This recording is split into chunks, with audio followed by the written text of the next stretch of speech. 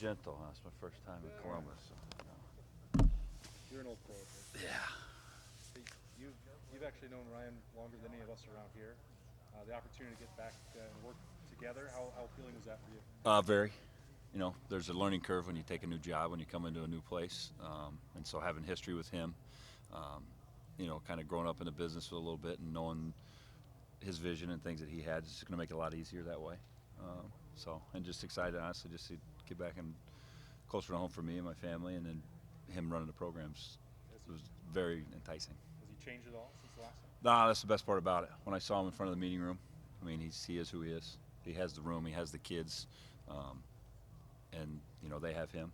And so, yeah, to him to become a head guy and then take the head coach bill and change, no, I didn't see any of that, But saw growth, on the flip side of that. I mean, he's taken that role on really well. It's been fun to see, working for him right now. Was this a tough decision for you, Justin, or was this a pretty easy decision? Both. I mean, on paper, you look at it, you're like, it's a no-brainer, right? But in recruiting, in development, and a lot of these things, that's why college football is so awesome, because it's still intimate with these kids. And so you're in the living room with their parents, you're recruiting them, you talk about what you're going to do, and then having 4 years of those guys, you take ownership in your room. You're the general manager of your room, so those are your guys. So I say that now, they're my guys, and you own all of them. And so on the flip side, those phone calls, and obviously with the way media and stuff goes now, it was out quick, and not to be able to be in front of those guys was also hard, because those were my guys. But then yes, you step back, and once you make big boy decisions to come to an elite place like this, where you can recruit elite talent and develop elite talent and be around some of the best coaches in the country. Yeah, I would have sprinted out here if he told me to, instead of getting on a plane. Obviously, the relationship with Coach Day, the tradition here at Ohio State with two main backers, how much did it help that you were a former Big Ten player yourself? And I believe your wife is still. Yeah, I mean, the familiarity of the Midwest, just in recruiting, was easier for me. I mean, I recruited out here at previous stops, so being in the GCL, getting into Cleveland, up there, being able to stay at my in-laws' house instead of a hotel. There was a lot of factors that go in, but absolutely, anytime you can come home, the understanding of the league, the history of this place, and Ohio Stadium and the shoe and all that stuff. I mean, I just think, like I talked before, the learning curve is going to be a lot easier, because it's not an unknown. It's something that I grew up and was around, and saw that. Justin, you're associate head coach now, offensive line coach. You guys have a run game coordinator, a pass game coordinator, an offensive coordinator, and a head coach, all with the offense. Is that an exciting challenge to try to make that all kind of come together? Yeah, I mean, I think if you let it become a challenge, it can be. But like, we're just in there right now. I just walked out of meetings. We're just doing ball. Like, no one's wearing a shirt that has their title on it. And if Kevin says something, or Tony says something, or Brian says something, that they're not going to listen to my input. And on the flip side, right? I think with Ryan and what he's done here is we brought in a bunch of really good coaches.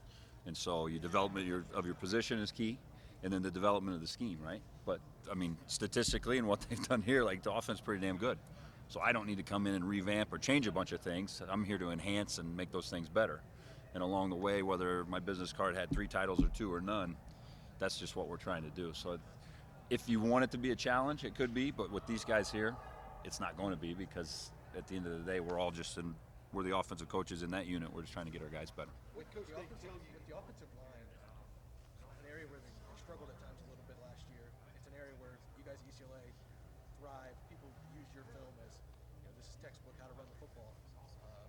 For you, I guess, another excitement question: how exciting is it to get to work with the talent level that's here, and kind of put your stamp on what you were able to do at UCLA with the run scheme, bring it to a guy like Donovan Jackson, like a Paris Johnson, like the talent that you have to work with here. Yeah.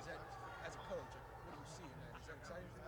Absolutely, because that's your number one job as a coach, is to develop your guys, right? You got to maximize each individual kid, right? So it doesn't matter which one you're talking about, to make sure they play to their ability level. So yes, if I can enhance the scheme here and help those guys on 1 or 2 or 3 things from a staff, that's good.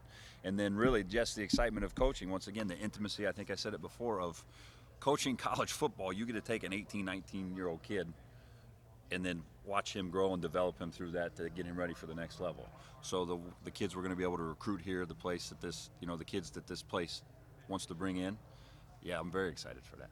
What did Coach Day tell you, maybe specifically, he wanted you to address from offensive line play, Justin? I mean, more than anything else, maybe was lacking. Was it No, in the run game? I mean, did he No, he wanted me to come in and maximize the guys, maximize the room. I mean, there was not one specifics of a D&D or a scheme or any of those things. Because once again, when you come in, like, that's your job as a position coach, is first and foremost is to develop and maximize your room. And so that's what he knows that he's getting with me, and that's why he brought me here, is that that's what I need to do, is just make sure we're just enhancing these guys' tool sets, and playing at a high level when we need to. I was going to say, a person sitting from 30,000 feet looking down, well, wait a minute, they led the nation in total offense and scoring. What needs to be fit and what needs to be enhanced and stuff? What do you see that maybe you do need to bring along a little bit from an offensive line play? Well, I think There that'll. were times when it looked like run defenses gave them a lot of trouble. Yeah, I mean, I think we're going to evaluate the film. You're going to watch the tape, and you're going to see things that, if it is going to be who we are and what we're about, how do you make it better? How do you enhance it? And there be maybe some things that you bring in, say, you know what, we're not going to be that as much because of, the personnel, what we have in the field. You learn from that, but you move on. So that's probably a better question for me after spring ball, once I've had my hands on these guys a lot, and once we've been around these guys through individual and through team settings and those things. That would be a good one to come back after spring and really see what we really are honed in on, that we got to make better, so when we get to the fall, we're ready to go. Gus, you were hired, it seemed like you were immediately, you went on the road representing Ohio State. Stuff like that. Was that different for you? Like, was recruiting different, knowing what was on your test as opposed to, I don't know, like your previous job? Yeah, I mean, it doesn't hurt. I mean, the block O when you walk in through the front door of a school, yeah, people see that. There's a little bit of, logo greed or whatever you want to say. But I mean, once again, like you guys will see as you're around me more, like I'm a big fundamental basics, keeping everything simple and working the way up, right? Like football in itself is blocking and tackling. That's just how it starts. You block them, they don't tackle, you score points. Whether you throw it, you run it, however you get it, right? If you don't block them, then they're going to tackle your guy, whether it's a sack, a TFL. Now put that into recruiting. It's all about relationships. You got to identify the kids that can play for you and uphold the standard that you have here. And then how do you go get those guys, right?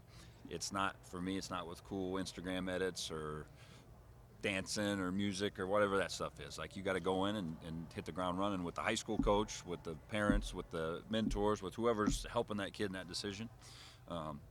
And so, yeah, does this logo help? Absolutely. You're going after a higher caliber kid. But at the end of the day, he's still a kid. You got to go build the right way and try to, get him to want to choose here. And obviously, you, Ryan, coming into this, did that help at all, or was it kind of a trial by fire, knowing that, I mean, you've been on the job for a couple weeks and you're trying to get kids to come to play for you, like not knowing kind of the logistics of the program entirely? I mean, what was that like? Yeah, I mean, they made the conversations with the kids easier, knowing, what, as you sell the vision of a program and you sell from the top down, then I can speak to that more because I've known Ryan for so long. So that probably helped. But still, at the end of the day, like I said, you got to go in and dig on these kids and show them who you are, what you're about, how you're going to develop them, how you're going to take care of them off the field. You talk to the parents, you talk to the coaches, and you just build it that way because it's a relationship business. If as college football has become more and more of a business, then our business is still people. And so you got to be able to work those kids and do that. I wanted to ask about, really, because if you look at like Tim, he coached with Urban Meyer, and Ryan obviously knew him, Luke Fickle with Terry, Ryan and Chip and you all together. I mean, how were those conversations when Ryan tries to call you, knowing that Chip was kind of Ryan's guy? Well, I mean, he did it the right way. I mean, we could do more detailed than that. It doesn't need to be. I mean, that's something Ryan could go. But he's first class.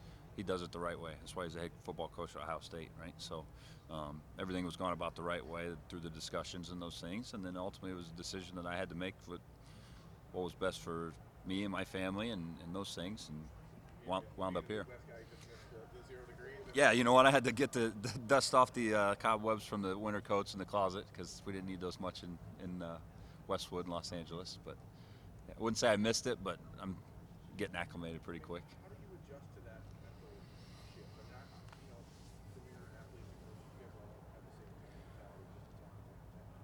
But you're talking about going from LA back here in the middle of winter, and basically a win. How hard is that for you, for your family, just for everything that you have to do to get back to your logistics? I mean, it's a challenge. I got 4 kids and moving across the country, so the timing of that, finding the home, but those are all things that go into it. And you get into this business knowing that. I mean, I was told that and learned that a long time ago from some older coaches where they started having kids and getting in the business of, it is hard. You're going to miss some of these things. You're going to be separated and do that, but you know, once again, growing up as a Big Ten kid, like the Rose Bowl was the mecca. My father and I wake up and you'd watch the Rose Parade and you get ready to watch the sun going down over the San Gabriel Mountains in the third quarter. Like that was our world. That was the Big Ten world. Well, my office for the last 4 years was the Rose Bowl in Pasadena. So my kids got to go out pregame and postgame and throw the ball around and dance around. Like they thought that was normal, right?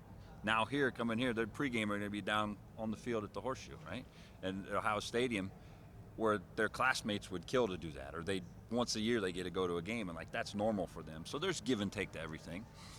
So yeah, in the heat of it now, yeah, I miss my kids. I wish I was around them. But we've presented that as a family, and my wife and I to the kids, like this is our adventure. Like this is what we do, and here's why it's going to be this way. But we get it. You know, Santa Claus comes to the bowl games a lot. My kids don't know that Santa Claus comes to the house. They're at what hotels he visits and make sure he can get there because it's just what we do. How much more of a house are you going to get for the money here? Say again? How much more of a house? Way bigger than I could get in Southern California.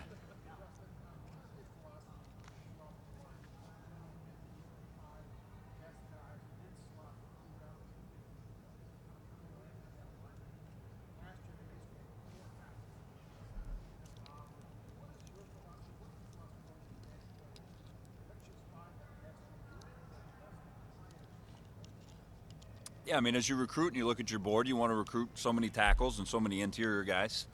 You have to have swing guys because of injuries and all those other things that go. But I've always been in the philosophy like you have to play your 5 best, right? So if the starting left guard, whoever it is, goes down, and the backup left guard is your 9th best guy, you're not going to put him and have your 6th best guy still sitting on the sideline. So does that mean your right guard goes to left guard because the backup right guard is 6?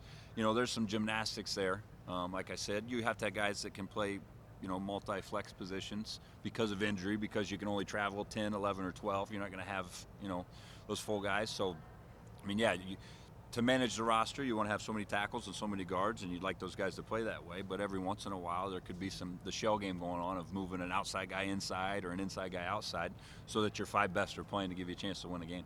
Justin, is there an overriding like style or style you want to have like your offensive line back to watch it this fall? Yeah, I've said this all the time. Is when the offensive line position is felt, meaning there's a presence there, you feel it. It's something that's tangible, and that's when you're cooking, right? When my daughter's up in the 10th row of the stadium and it's 3rd and 2, and she's like, "Daddy's going to run it to the right," and everybody in the stadium knows that, and you still go do it. That's when you have people feel you. So, how do we get there? I mean, it's just once again, it's like beating a dead horse. It's development. It's putting tools in the toolbox for these guys so in a certain situation or a certain block, they pull it out and they go do it, right? And that comes with repetition, that comes with film study, that comes with doing your stuff on the field so that when that opportunity shows up where they have to pull that out, then they just go do that. And that's what I mean by being felt. Like, we know what we're going to do, how we're going to do it, and it exudes itself through the film, at the stadium, at the practice, with people there in person watching that. Justin, OSU's been a pretty heavy stretch run team the last few years. It seems like you guys at UCLA had a pretty diverse run game chip there. Any talk with Ryan coming in here about helping diversify things a little bit on that end? We're going through cut-ups and watching stuff now. Like I said, that's really more personnel driven. So what your guys do well and how you can put them in the most opportune position to do that. I mean, my book of work, I've been able to do 22 personnel to 23. I mean, when Ryan and I were together at Boston College, we lined up with Andre Williams, and we had 3 tight ends, a fullback, and a tailback on the field, and at the 50-yard line. So people would line up in goal line defense, but that's who we had and what we did, and so we got really good at that. So, you know, that's a long-winded way to say, not really a specific thing. It's just going to be a matter of seeing what we have, what they do well, and then how do we maximize that and window dress that, and whatever the case may be, getting into that, moving ahead. What's the difference between trying to maximize your personnel but also stick to an identity? I mean, you and Ryan obviously want to establish an identity, but you don't want to do things that your personnel won't allow. He's talking about stretch versus gaps. You did a lot of different things at UCLA. How do you kind of balance that as an offensive mind to not just work with your personnel, but also make sure that you're being true to yourself and your identity and not just doing what you do? Yeah, I mean, your identity becomes, though, what those kids can do really well. So same deal. I mean, you get through spring ball and find out how these kids run, how they pull, how they whatever they do, how they change direction and some of the things that you do, then you start to hang your hat on, we can do this, and here's how we can, like I said, window dress it a couple different ways. So, you're really running the same stuff on two, but is it formationally different? Is it unbalanced? Is it with a different personnel in the game? But for those 5-6 guys up front, it is who you are, right? And then, so that's the fine line you always teeter with, because you can't, if you're a jack of all, you're a master at none, right? And you don't get really good at anything, but you can't just pigeonhole yourself as well and be this all the time when you need a little variation. So that's as you go through spring, as we go through our cut-ups, we'll find out really where we need to head and what we're going to be.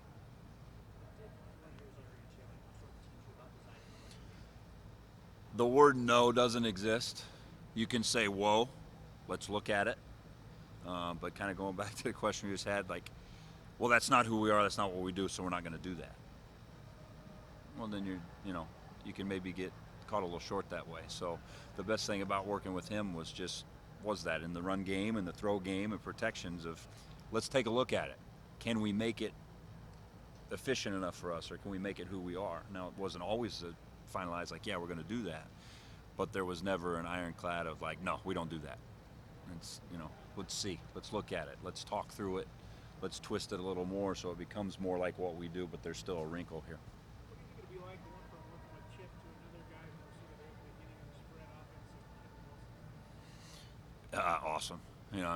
I don't think Kevin's ever been around a bad offense, in his tenure. So that's the beautiful part about this game, is you start getting coaches and those guys all working together, and it's a good little recipe. And then obviously through the vision of what Ryan wants to do of cooking it up and then putting it out that way. So I just in a short time being around Kev and all these guys, and we're in there with Kev and Tony and even Brian and Corey and those guys diving in, and everybody's talking their area of expertise within that play.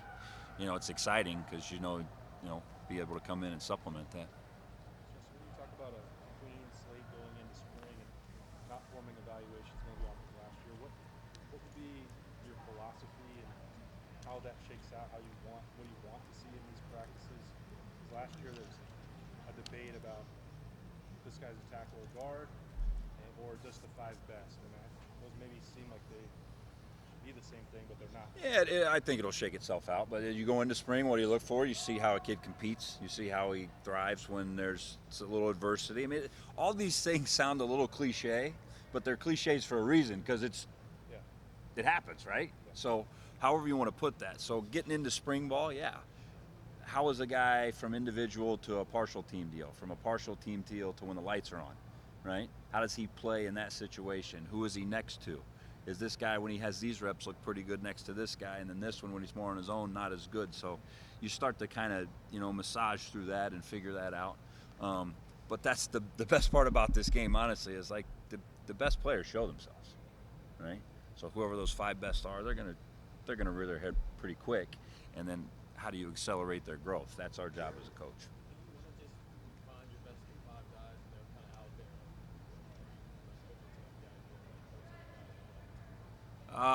there. Yeah, in a perfect world, you'd love to say these are 5 and they go the whole time, but injuries, I've never is a long time, but I've never had a season where the same 5 guys stayed the whole time. There's injuries, there's matchups, there's things that go along that way. So you want to create as much depth and as many game-ready guys as you can. So we'll find that out as we keep moving ahead, too. When you evaluate offensive linemen on the recruiting front, it's a lot different. They're throwing a lot more than everybody else is doing. Are you looking more for guys who are versatile, you got to put them anywhere? Do you want guys that just, I want him to be able to tackle guys? Yeah, there's certain size. You're not going to take a 6'2" or a 6'3" guy and say, oh, this guy's a tackle, right? He would be more of an inside guy. But we've always evaluated off, and I didn't make it up. It's just, it's kind of been time tested, but just looking at base, bend, balance, and burst. And if a kid owns those, how high is he on those scales? And then, what can you develop? Because I've taken 239-pound kids out of high school and been first rounders, and I've signed kids that were 315 out of high school, and they started for 4 years and went and played pro football too. So they're going to come in all different shapes and sizes out of high school. You really have to be able to project and look at those guys based off their skill set. What's the value of having a second-year center for a first-year offensive line coach? Anytime a guy's taking, more reps in the batting cage, the game is going to slow down for that guy, right? Coming in and new terminology, or what call was this, what call is that, why did we ID this, to be able to go to the guy that did it and look at that, it was going to be helpful. When you look at, I'm sure you watched a little bit of film, when you look at a guy like Luke and the way that he played last year as a first-year starter at center, how much stock do you put into that and start to, do you build out or do you focus on all 5 guys, or you're trying to implement a new scheme, you've got a guy who is supposed to be the leader of the offensive line who's already played a year. Like how do you evaluate where he is in his development as a second-year center for a first-year offensive line? Yeah, I mean, for all those guys, you put them all, when they're all in the room with you and you're watching film and you're communicating and you're talking, you just kind of grow and get a pretty good feel. I've done it long enough now where there's a pretty good temperature gauge once you've been around a guy and talked with the guys enough. So for Luke, for all of them, the guys that played and the guys that kind of played a little bit, we get them in the meeting rooms and a little bit, position-specific conditioning leading up to spring ball. And then once you get to spring ball, you start from the basics, you reinstall, and then you just see how fast those guys accelerate. But yeah, for all those guys that played before, when you're watching a cut up and say, why did you do this? What was your thought? What was there? And then you can either, once again, enhance that or you can correct that. So having more veteran guys, obviously is easier. And then for me, I would just use them more for, verbiage and calls and things like that, adjusting to it because, once I've said it before, it's blocking and tackling, right? So blocking is blocking. You call it this block, that block, or this block. Us two got to block those 2 guys. How do we get that done and how do we get that communicated? And you just kind of go from there. What do you think are the things that maybe you learned at UCLA that you might be able to bring here and help implement this offense? That's a really good question. Like I said, I think just what I learned and talking from Chip, but enhance. I don't need to come in here and reinvent the wheel. Offense here is really damn good, right? So it's my job to come in and supplement that. I just being a coordinator there and not just a line guy, coming here, being able to speak language and talk about the perimeter, talk about the outside, talk about how this play action really sets up with this run, which gives this concept openness. I think the experience of being a coordinator and running a room that way is really going to help be beneficial to these guys here because we're looking at the big picture together and not just living in the box. Is that weird at all to go from being a coordinator to now being more of a The job's the job. You take over your room, you make your kids great, and you try to enhance the place you're at so you win, play for championships and win them. So no, like I said, I'm not hung up on titles. I'm hung up on winning and losing. And anything I can do to help these guys make sure that we win here, that's really what I'm, focused on and all about. How much does it make the transition easier that you've already worked with Ryan and that you kind of know how each other works? Yeah, well, I mean, the learning curve it's smaller, right? If he says something or his mindset or what's important to him, and just seeing the way he goes about things. Been there, done that, seen it before. So I think it's just an easier bridge of getting back into the groove and building the program and the room and everything through his vision and what he's wanted. It's making it easier. Listen, you might have already asked this, but initial reactions to Wanja, is that the biggest thing? Yeah, some of the door frames aren't big enough for him. When he walks through, he's got to duck his head and bounce around. But he's a large human. As an offensive line coach, is that especially intriguing? I guess you probably are. It's exciting because all these guys, him, and I mean, just all of them. But yeah, the size they have, the ability level they have, their skill set. How do you just enhance that, right? How do you make it so that on Saturday they're playing at a high level and you're winning games? So thank God you're not paying for his shoes or his clothes because he's a large human. For Harris, when he played guard last year, I know he's talked about moving to tackle. Do you see him as a tackle, or how do you manage that? The same way you do all the guys, right? Is you put them in the best position for them to maximize themselves, and then just to help the team, right? I repeat myself again and again, but those would be things that we dive into through the workouts, watching film, getting into spring football. But it doesn't help whether you go inside to outside or outside to inside. If you played the game, the speed of the game, you don't necessarily get incrementally faster. The game slows down because of the way you process it. So for him being a full starter of last year, no matter what position he lines up and he's going at, the game itself is going to slow down a little bit because he's acclimated to it more. Just beyond even the offensive line, how has your limited time here so far measured up to the expectations of what you thought? the kids got a great energy to them. Like today was the first real day where we're just around them. They were in the weight room and running around, and we're able to walk through and see the kids, and then up eating. I ate breakfast or lunch with a couple of the guys. Just the presence of these kids is pretty exciting. Like they're just genuinely good people, and you can sense that when you're in recruiting and you're around enough people and out. Sometimes you leave a high school or you leave a place and you're like, your skin's crawling a little bit. Like, yeah, that guy just rubbed me the wrong way. These guys here, they've done an unbelievable job of recruiting the right types of people on top of the right types of players. Right? That's been fun. Just the energy, and they were running around here earlier in the Woody, and they were in with Coach Mick, lifting, and the juice and the energy and all those things that go into it. Like there's a lot of it here, and that's been fun to see just in a short time being back. Because I got hired. We had a couple of days in dead period, and I was recruiting, so I've been on the road for a big chunk of it. But just getting around in a short time, that's been fun. I realize it's a new job and new situation. Like, how much do you enjoy this time of year in general? Season's over, you get a chance to hit the reset button, and start thinking about, hey, what are we building for next year? Yeah, all of it. You hit it all on. This the finishing of recruiting is good. Like I'm the son of a high school coach, so like I enjoy recruiting. I like going out to the schools and talking to the coaches and talking to the administrators and going to basketball games, right? And getting my popcorn and my peanut M&Ms and watching a little bit. That's all fun. And then you get off the road and you move to this, and that is fun too. Of you're in cut-ups, you're doing ball, you're around your guys. Here, it's even more exciting because it's I've recruited some of these guys, a handful of them out of high school, but some of them are brand new. So building good working relationships that you can take ownership in that's fun too. So yes, all of it. You kind of answered the question with the question, but it's very exciting. Anything else? Good. All right. Thank you, Coach. Awesome, guys. Appreciate it. See you guys.